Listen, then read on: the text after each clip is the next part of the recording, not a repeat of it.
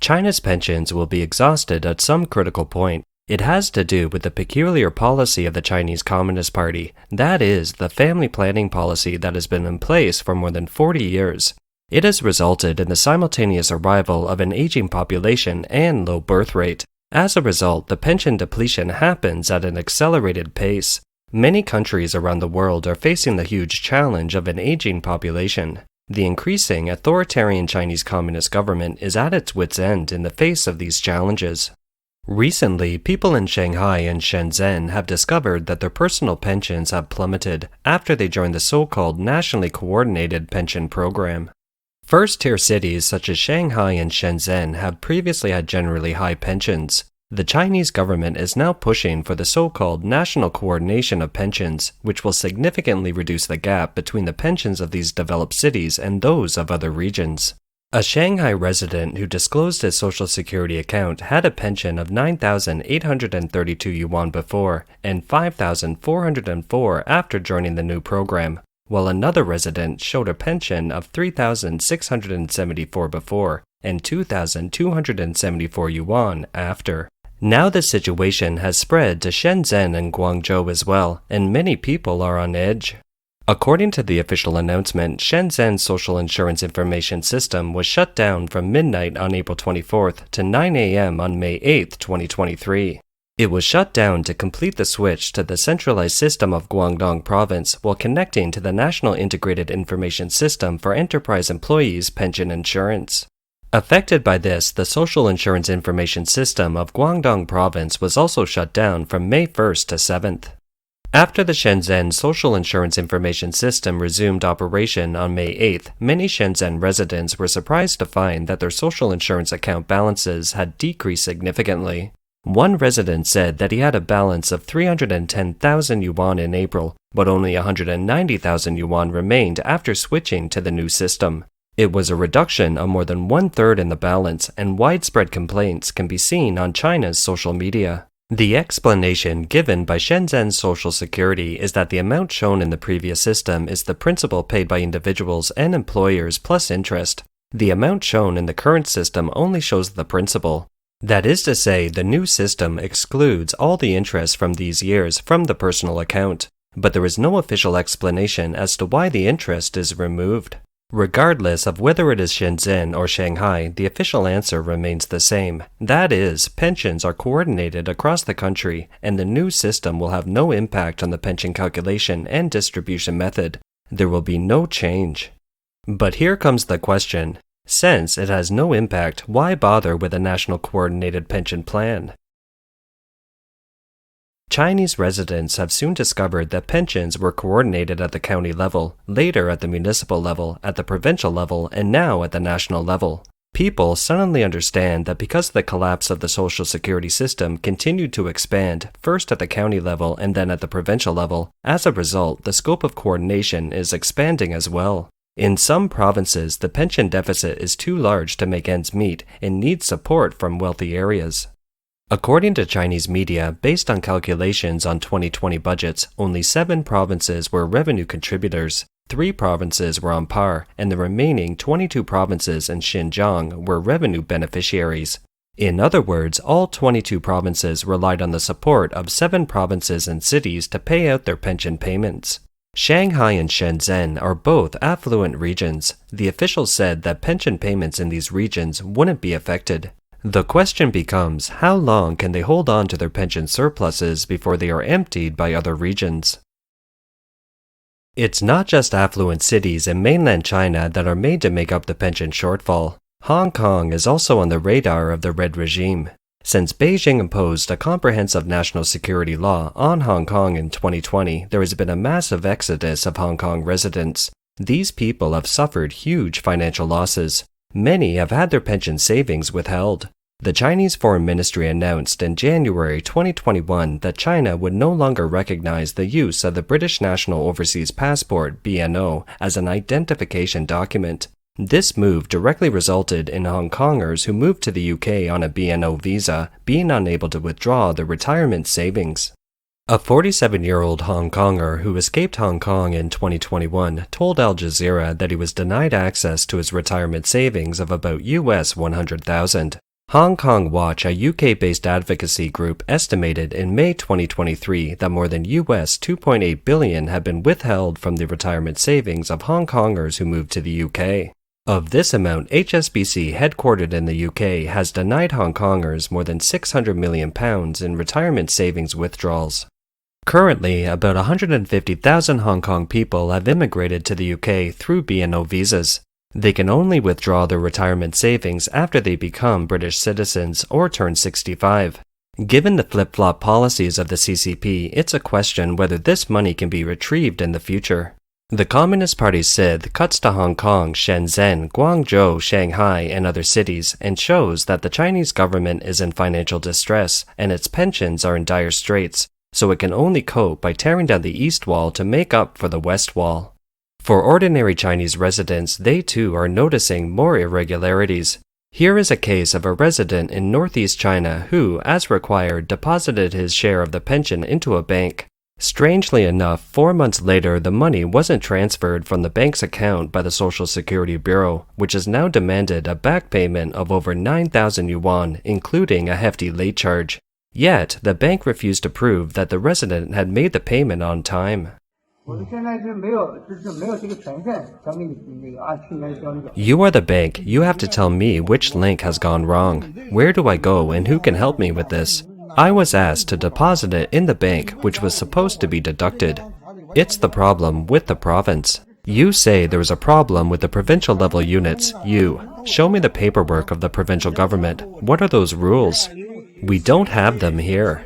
It is Chinese New Year. We are all celebrating the New Year. Why don't you give me a signature to prove that I deposited my pension into the bank? After that, I will think about the problem of the province. I can't sign anything. If you can't give me a signature, can you tell me where I should go? You talk to the provincial government. We can't do anything here.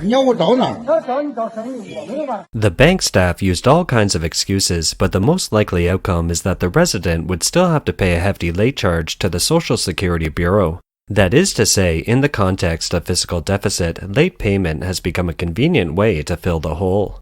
On April 10, 2019, the World Social Security Research Center of the Chinese Academy of Social Sciences released the report titled China Pension Actuarial Report 2019-2050. It predicted that the accumulated balance of the Basic Pension Insurance Fund for urban workers was expected to peak at 6.99 trillion yuan by 2027 and then begin to decline and would be exhausted by 2035.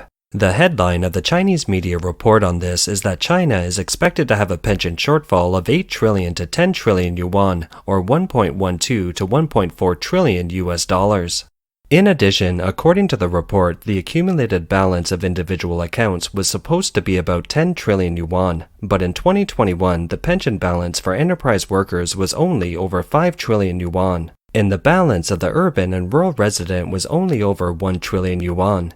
If we subtract the total of both from 10 trillion yuan, the shortfall was more than 3 trillion yuan, or 420 billion USD. So, where did the US 420 billion deficit go? China's pension is a pay-as-you-go system, which means that the money from the current young people is used to support the current elderly. I'm curious that right now there are fewer young people contributing to Social Security. So, the funds aren't enough and people's retirement has to be delayed. But where did the money go when there were more young people? In recent years, many executives from the Medical Insurance Bureau and Social Security Bureau have been arrested, and we applaud. They embezzled and got arrested, and things are supposed to be over? Has the money been recovered? How much was recovered? Where did it go? How come the money they have embezzled and wasted has to be paid for by the pension funds of the people across the whole country? In 1985, it was said that the government would provide for the elderly. In 1995, it was said that the government would help the elderly. In 2005, it was said that the elderly couldn't rely on the government, and in 2012, it was said that the elderly should provide for themselves. And in 2018, it became that supporting the elderly is an obligation, and it's shameful to pass it to the government. Let's share this to have more people see it. The time for China to have the pension system is relatively short, about a dozen years as of 2023. China has a three-pillar pension system, but it's different from the international concept of three pillars. The first pillar is the government-led compulsory basic pension insurance, which is the mainstay of China's pensions today. As of the end of 2021, there were about 1.03 billion people insured under basic pension insurance in China. The second pillar is the employer-led corporate occupational annuity. By the end of 2021, the number of people participating in corporate occupational annuities in China accounted for 5% of China's population. The third pillar is voluntary, market-based personal pensions, which are still in their infancy. The authorities have released the executive policy only in April 2022. In addition, by the end of 2021, China's pensions of all types totaled US $1.65 trillion, accounting for about 10% of China's GDP, while the global average was 72%. This is the basic picture of China's pensions. It's simply not keeping up with the retirement needs of China, which is aging rapidly. China's population is shrinking.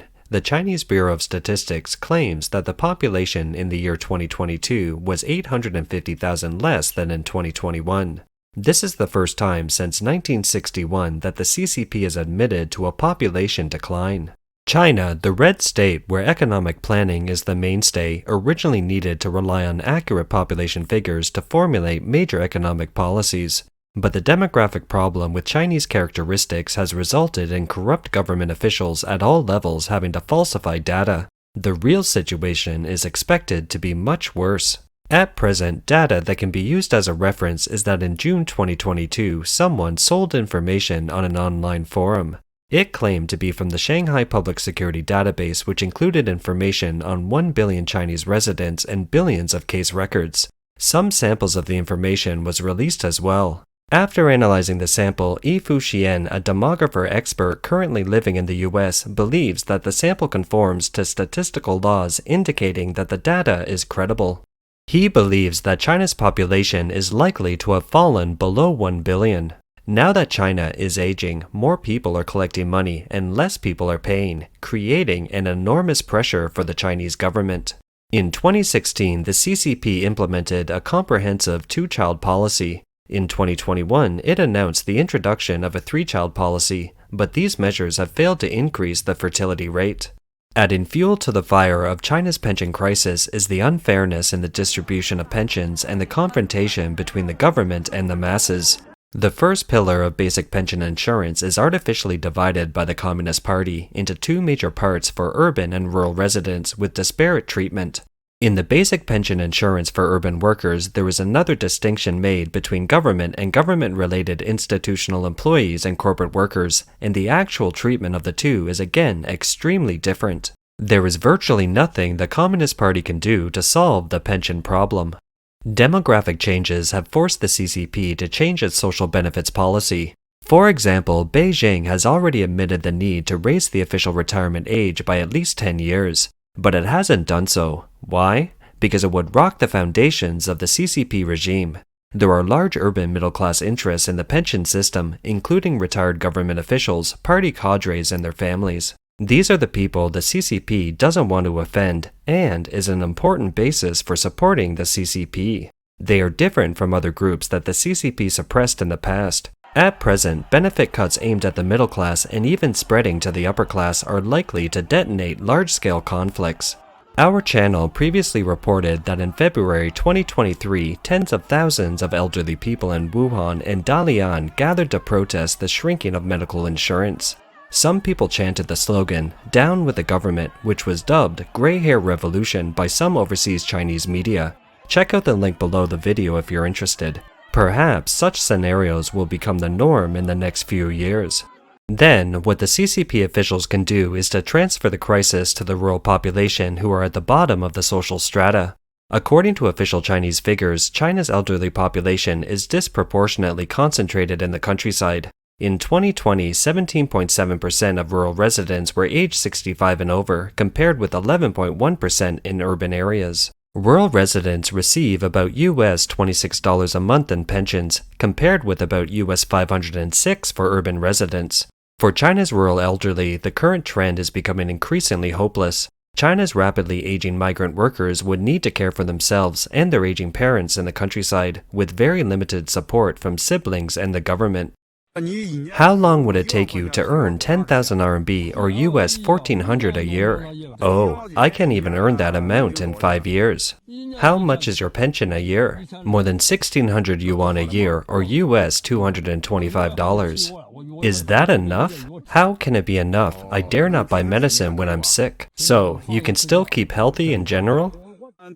How long does it take for you to earn US 1400 in a rural area? It would take like 4 or 5 years. How much money does your family earn from growing crops? You can't even make money from growing crops. You can't make money from selling grain, and the money we get is just enough to put food on the table. How much money do you get from your old age pension a year? In my entire life, I have saved up about 10,000 yuan. That is a bit over US 1400. Is it enough? Unless you have no mishaps and don't buy anything, you might have enough. How long does it take you for you to earn US 1400? It's hard to say. In many cases, it's unstable, at least 2 to 3 years, I say. Growing crops is not profitable. You make nothing. Is it costly to grow food? Growing crops is actually losing money. It's the worst deal. Population decline isn't unique to China. Many countries have tried to alleviate the pressure of a declining workforce by instituting immigration policies that attract foreigners for employment. However, this won't work in Red China. The CCP has systematically destroyed China's traditional culture, replacing it with patriotism, which is really party-loving culture. In the CCP's prolonged brainwashing propaganda, the state and the party are one and the same. The teaching of patriotism has led to an increasingly strong nationalist sentiment. As a result, the channels of introducing foreign labor are also closed by this patriotism. In 2020, the CCP published a draft regulation on the administration of permanent residence of foreigners. It was met with overwhelming opposition from Chinese netizens. They wrote, "China is not a country of immigrants. I hope that the land of China will always be purely yellow-skinned, black-eyed, black-haired Chinese. I am afraid of people who don't even speak Chinese," and so on. There are also many Chinese experts who are proposing to sell state-owned assets to make up for the pension gap. The vast number of peasants aren't in this actual social security fund. Now that China is aging, more and more people are collecting money and less people are paying. The pension you pay is not for you, it's for your previous generation, the retired people. The Chinese Academy of Social Sciences says that by 2035, China's pensions may be all used up. Before the generation born after the 1980s can retire, the pension money would be gone by then. The family planning policy for more than 40 years has caused the scenario where an aging population and fewer children arrive at the same time. The problem will be put off until later. It can only rely on printing more money, creating inflation, and increasing inflation to fill the Social Security pension hole, which is also an act of suicide. I think the only solution might be selling state assets. We believe that under the CCP system, unless the political landscape is drastically changed, it's possible to sell state-owned assets to alleviate the pension crisis. However, the last thing the CCP wants to do is political reform, which is more undesirable for the CCP than any other way. 我们的市民，我们的市民们终于的醒了。